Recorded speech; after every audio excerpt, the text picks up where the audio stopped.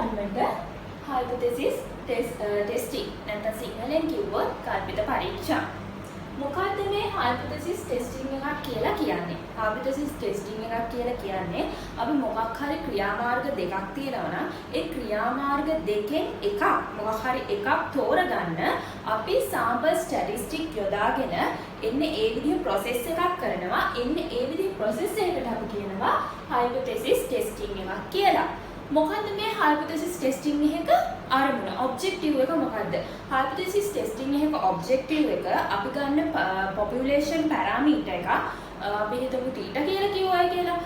population parameter එකට අදාළව අපි නියදියක් තෝරගෙන sample එකක් තෝරගෙන population එකට අදාළව ඒ sample එකේ statistic යොදාගෙන ඒවා වලින් අර parameter ගැන අදහසකට එන්න යොදා ගන්නවා. ඒ යොදා ගන්න එකේ අපේ සත්‍යසස්තතාවය නැත්නම් එවිඩන්ස් එක මේක ගන්න පුළුවන්ද බැරිද පිළිගන්න පුළුවන්ද බැරිද කියලා අපි බලන එක තමයි අපේ අරමුණ වෙන්නේ.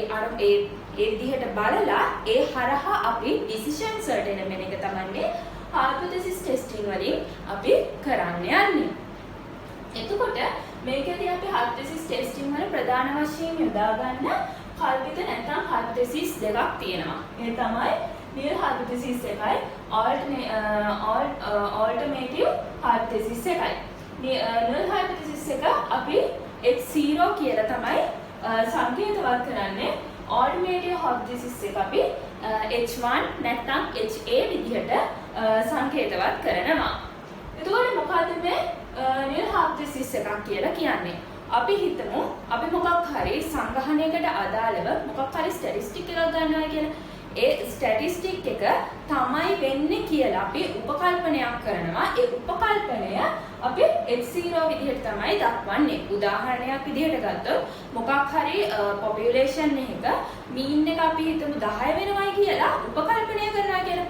අපි කරන්නේ උපකල්පනයක් විතරයි. 10 වෙනවා. එහෙනම් අපි H0 10යි කියලා 10ට සමාන කරනවා. අපි ඒකට කියනවා null hypothesis එකක් කියලා. එතකොට alternative hypothesis එකක් කියලා කියන්නේ මොකද්ද? නැත්නම් H1 හරි HA විදිහට හරි දක්වන්නේ මොකද්ද? H1 HA විදිහට දක්වන්නේ අපිට මේ අපි උපකල්පනය කරපු එක පිළිගන්න බැරි නම් රිජෙක්ට් වෙනවා නම් රිජෙක්ට් වුණාම අපිට ගන්න තව මොකක් හරි විකල්පයක් තියෙන්න ඕනේ. අන්න ඒ විකල්පය තමයි අපි H1 නැත්නම් HA විදිහට පෙන්වුම් කරන්නේ. එතකොට අපි මොකක් හරි sample එකක population එක mean එක හිතනවා 10ක් එන්නේ. මොකක් හරි population එකක් තියෙනවා. මේකේ mean එක 10ක් වෙනවා කියලා අපි උපකල්පනය කරනවා. එතකොට අපි ඒක සංකේතවත් කරනවා H0 mu සමාන වෙන්නේ $10කට. එහෙනම් මේක සමාන නොවන අවස්ථාව, ඒ කියන්නේ මේක නොවන අවස්ථාවේ මේක රිජෙක්ට් වෙනවා නම් අපිට ගන්න තියෙන අනිත් විකල්පය තමයි alternative hypothesis එකකින් අපි දක්වන්නේ H1 එතකොට වෙන්නේ අනිවාර්යයෙන්ම මේ 10 වෙන්න බෑ. එහෙනම් 10ට අසමාන වෙන්න ඕන. මේක රිජෙක්ට් වුණොත් අපි accept කරන්නේ මෙන්න මේක. දැන් අපි මේකදී හැමතිස්සෙම කරන්නේ population parameters වලට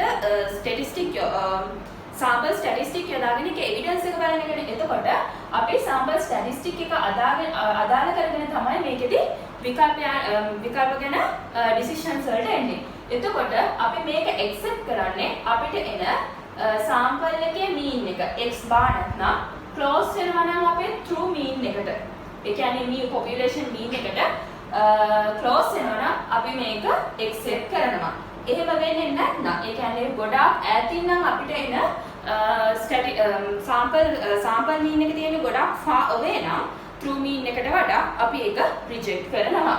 එතකොට හැමතිස්සෙම මේ H0 හැමතිස්සෙම හරි හැමතිස්සෙම true මේක reject වෙනකම් මෙන්න මේ විකල්පය reject වෙනකම් හැමතිස්සෙම H0 කියන එක true එකක්. ඊළඟට අපි බලමු hypothesis testing වල steps මොනවාද කියලා.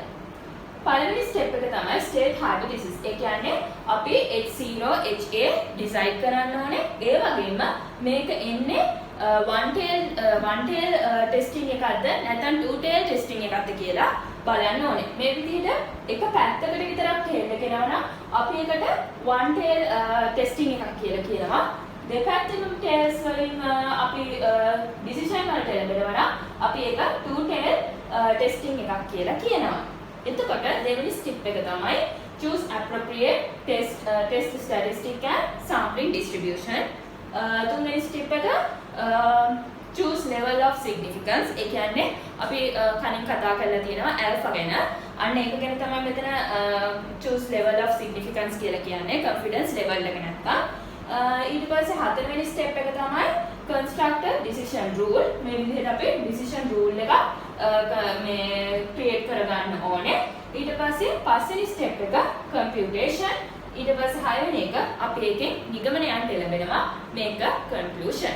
අපි මේ steps ගැන ඊළඟට එකින් එක බලමු කොයි විදිහටද යන්නේ කියලා. අපි දැන් බලමු first step එක. මොකද first step එක scale hypothesis.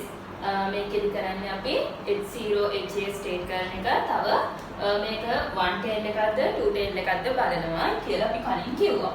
එතකොට මොකද්ද මේ nil hypothesis එකක් කියන්නේ alternative hypothesis එකක් කියන්නේ මොකද්ද කියලා අපි කලින් කතා කරා. මේකෙදි අපි nil එකේදී H0 කියලා තමයි සංකේතවත් කරන්නේ. මේකෙදි H1 හරි HA කියලා හරි තමයි සංකේතවත් කරන්නේ. nil hypothesis එකේදී no change no action, alternative එකේ change තියෙනවා action එකක් තියෙනවා. ඒ වගේම nil hypothesis එක accept කරනවා අපිට මේක reject කරන්න evidence නැත්නම් අපි හැමතිස්සෙම H0 true කියලා තමයි ගන්නෙ. එතකොට alternative hypothesis එක accept කරන්න නම් අපිට H0 reject කරන්න තරම් evidence තියෙන්න ඕනේ. නැත්නම් අපිට alternative hypothesis එක accept කරන්න බෑ. එතකොට මේකෙදී අපි උපකල්පනය කරනකොට දානවා අපේ පරාමිතියට අනුව නැත්නම් පැරාමීටරයකට H0 අපේ පැරාමීටරයක වැලියු එකට සමාන කරනවා නම් H0 අපි හැමතිස්සෙම H0 එකේදී අගයන් දාන්නේ සමානයි කියලා තමයි වැලියු එකට හැමතිස්සෙම සමානයි කියලා තමයි දාන්න ඕනේ. ඩික්‍රීස් වෙනවා නම් අපේ තියෙන වැලියු එකට වඩා alternative hypothesis එක අපි ඒක දානවා මෙන්න මේ සංකේතයෙන් මෙන්න මේ විදිහට වැලියු එකට වඩා මෙන්න මේ අපිට එන එක අඩුවෙන් තමයි එන්න ඕනේ කියලා HA අඩු වෙන්න ඕනේ.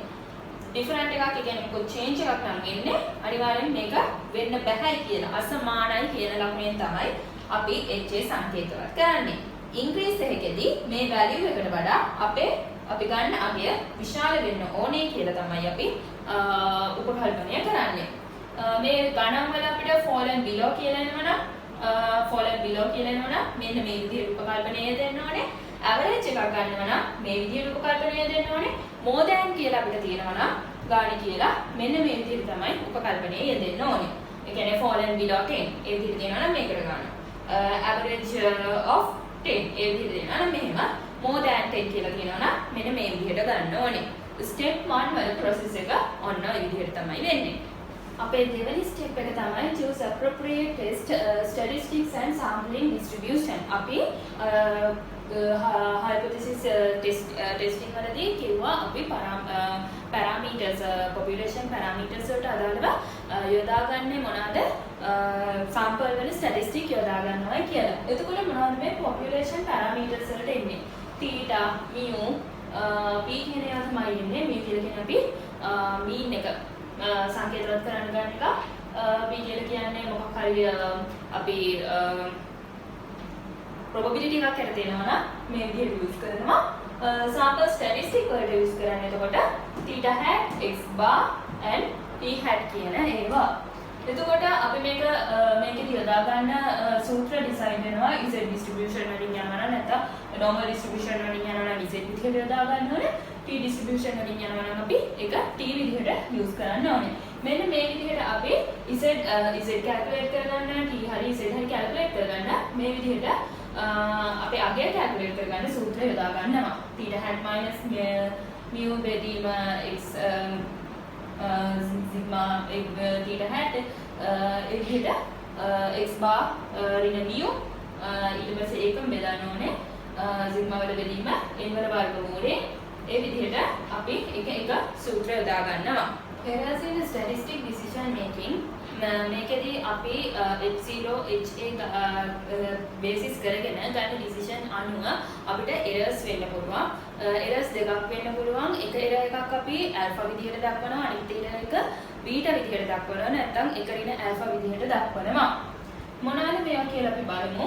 අපිට correct decision අපි වගෝගල correct decisions and errors ගත්තොත් මේ විදිහට අපි අපේ H0 කියන කල්පිතය අපි උපකල්පනය කරන්නේ H0 hypothesis එක true වෙනවා නම් true වෙනකොට අපි ඒක reject කරනවා නම් reject කරන්නේ නැත්නම් H0 reject කරන්නේ නැත්නම් H0 හරි ඒක අපි reject කරන්නේ නැහැ පිළිගන්නවා. එහෙමනම් ඒක correct decision එකක්.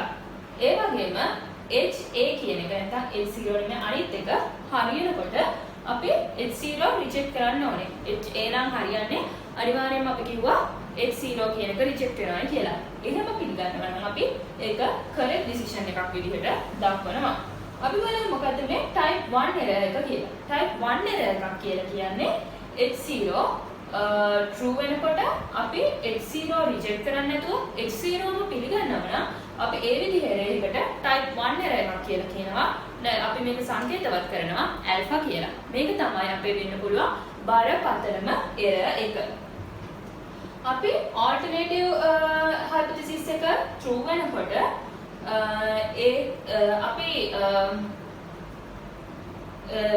මේ H0 reject කරන්නේ නැතුව H0 පිළිගන්නවා.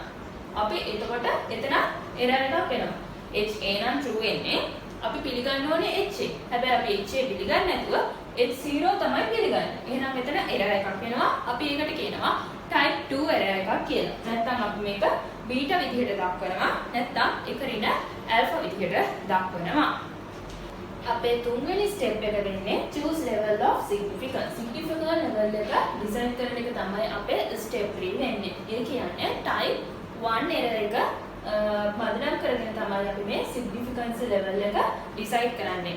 type 1 error එක නැත්නම් අපිට මේක කියන්න පුළුවන් alpha කියලා විග්‍රහ කරනවා නම් පැහැදිලි කරනවා නම් අපිට නිර්වචනය විදිහට දෙන්න පුළුවන් probability of rejecting H0 නැත්නම් null hypothesis when H0 is true. H0 හරි වෙනකොට අපි H0 reject කරනවා නම් අපි ඒකට කියනවා alpha කියලා.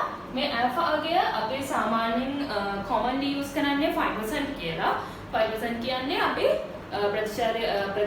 මේ දශම සංඛ්‍යා decimal සංඛ්‍යාවක් විදිහට දක්වුවත් 0.05 අපිට ගානේදී වෙනම alpha level එකක් දීලා තියෙනවා නම් අපි ඒක use කරන්න ඕනේ. මොකක් හරි alpha level එකක් ගානේ දීලා නැත්නම් අපි commonly use කරන්නේ 5% කියලා උපකල්පනය කරලා තමයි ගාන හදන්න ඕනේ. ඊළඟට හතරවෙනි ස්ටෙප් එක construct a decision rule. මේක මොකද්ද කරන්නේ? අපි පළවෙනි ස්ටෙප් එකෙන් H0 HA කියන ඒවා මොකද්ද කියලා determine කරා. ඊළඟට අපි දෙවෙනි එකෙන් අපේ sample distribution statistically appropriate choose කරා. ඊට පස්සේ තුන්වෙනි ස්ටෙප් එකෙන් අපේ alpha ගේ නැත්නම් level of significance එක decide කරනවා. ඊට පස්සේ තමයි අපි එන්නේ decision rule එකට. අපි අපිට මොකක් හරි දීලා තියෙන population එක parameter එකක් දන්නේ නැත්නම් තමයි අපි ඒකට theta කියලා යොදාගන්නේ. අපි උදාහරණයක් විදිහට හිතමු අපි මොකක් හරි population එකක mu කියන අගය නැත්නම් mean එක දන්නේ නැහැ. එහෙනම් අපේ theta අගය වෙන්නේ mu. එතකොට අපි අපේ standard deviation එක දන්නවා. එහෙනම් ඒක known variable එකක්. අපි එතකොට නොදන්න අගය වෙන්නේ mu. mu දන්නේ නැත්නම් අපි ඒකට ටෙස්ට් ස්ටැටිස්ටික් එක විදිහට යොදා ගන්න ඕනේ අපේ සාම්පල් එකක් එකකින් අරගෙන ඒකට අදාළව මීන් එක හොයන එක. එතකොට x bar අදාළ වෙන ටෙස්ට් ස්ටැටිස්ටික් එක මේක. අපි එතකොට මෙන්න මේ ටෙස්ට් ස්ටැටිස්ටික් එක යොදා ගන්න ඕනේ.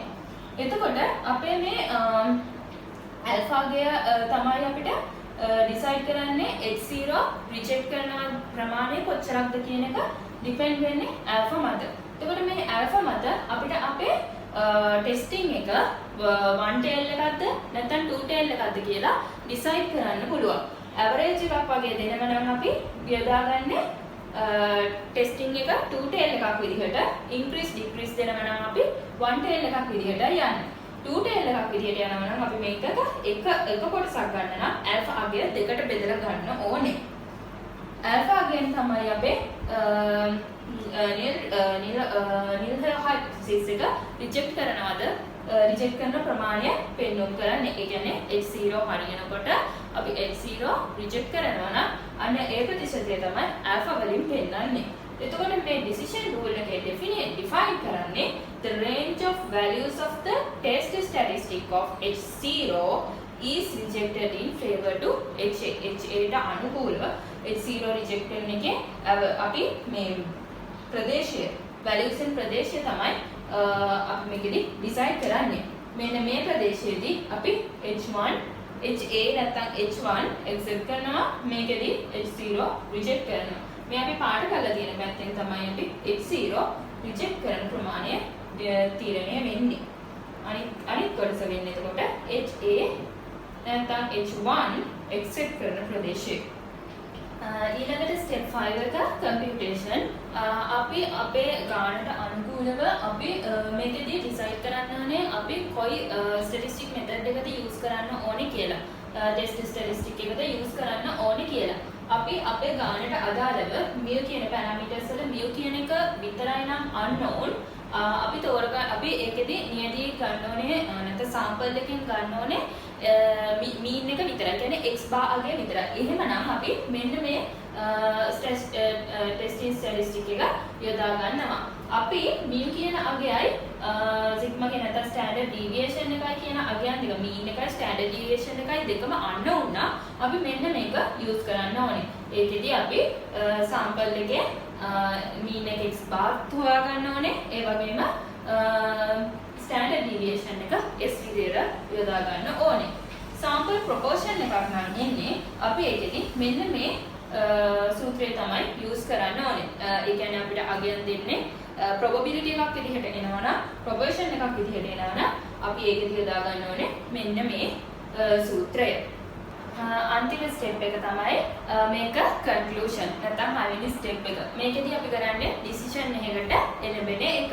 එතකොට අපිට ගන්න පුළුවන් decision දෙකයි. ඒ තමයි අපි එක්කෝ nil hypothesis එක accept කරන්න ඕනේ නැත්නම් reject කරන්න ඕනේ. අපි මේ nil hypothesis එක reject කරන්න පුළුවන් වෙන්නේ අපිට ha නැත්නම් h1 කියන hypothesis එක නැත්නම් alternative hypothesis එක accept කරන්න තරම් අපිට evidence තියෙනවා, sufficient evidence තියෙනවා නම් අපිට h0 reject කරන්න පුළුවන්. නැත්නම් අපි h0 reject කරන්නේ නැහැ, accept කරනවා. ඒ කියන්නේ අපිට unsufficient evidence නම් තියෙන්නේ ha වලට අදාළව unsufficient evidence නම් තියෙන්නේ අපිට මේ h0 කියන එක තමයි true කියලා ගන්න ඕනේ. අපි කිව්වා h0 හැමතිස්සෙම නැත්නම් true කියලා තමයි අපි පිළිගන්නේ කියලා. එතකොට මෙන්න මේ decision එක තමයි අපිට ගන්න තියෙන්නේ. reject h0 නැත්නම් do not reject h0. අපි දැන් උදාහරණයකට යමු. example එකකට assume කරමු අපි manufacturer කෙනෙක් මොකක් හරි product එකක් හදනවා. ඒගොල්ලෝ packets හදනවා. ඒ packets වල ග්‍රෑම් ප්‍රමාණය සාමාන්‍යයෙන් දාන්නේ 500 ග්‍රෑම් විදිහට.